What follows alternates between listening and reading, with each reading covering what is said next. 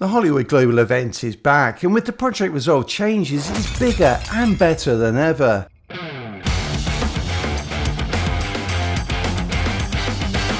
The key feature of the event is the energy shields that all enemies use. These shields reduce damage taken significantly, making it essential to remove them quickly. While explosions and EMP damage will remove the shields, I think that signature weapons are the way to go.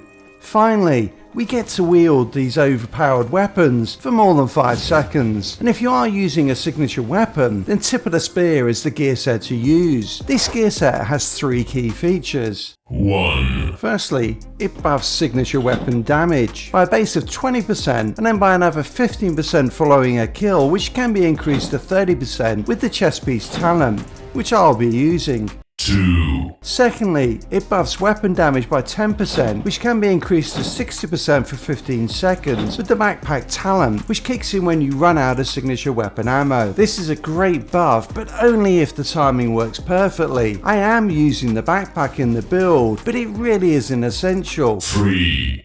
It is the third feature though that is the best. Signature weapons are very powerful, and as we all know, with great power comes limited ammo. The gear set replenishes ammo every 60 seconds, which can be doubled with the backpack, and is the main reason I am using it. And also, after every third kill through the chest piece. Normally this still results in you running out of ammo. The one exception being this build here, where I ramped up the damage to such an extent that you are able to use the signature weapon through entire encounters. But with the Hollywood Global event, this is no longer an issue, because when the energy shield burns out, special weapon ammo drops, and the newly buffed explosions now deal a shit ton of damage.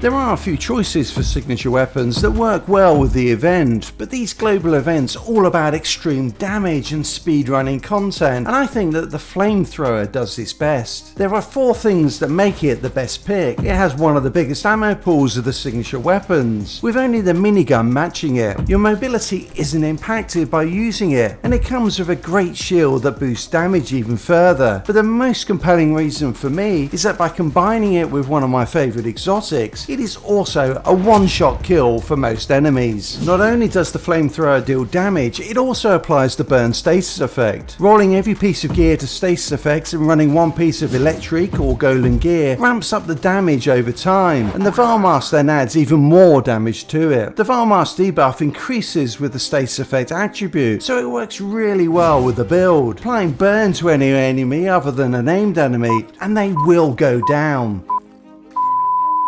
The other great thing about burn is the crowd control it applies, reducing the incoming damage that you receive. Full disclosure, the build I am using in the footage is not fully optimized, as 2 pieces of the gear roll to repair skills, but even without the extra stasis effect attributes, the enemies don't stand a chance. Repair skills are not awful though, as for my skills I'm using the ballistic shield with its additional damage buff and a restorer hive. This then lets me run 6 skill tiers, which buffs the damage of the flamethrower to its max. For my mods I'm running repair skills to buff my healing in the absence of any other good alternatives. Ideally the only weapon I'll be using is the flamethrower, but I am running the capacitor just in case, which is really the best option as its damage also scales with skill tiers. Another option though is Sweet Dreams, with which you can one-shot non-elite enemies through its talent Sandman. With 2 challenges in the event around melee kills, this is an easy way to complete them both at the same time. I think that the buffs to the global events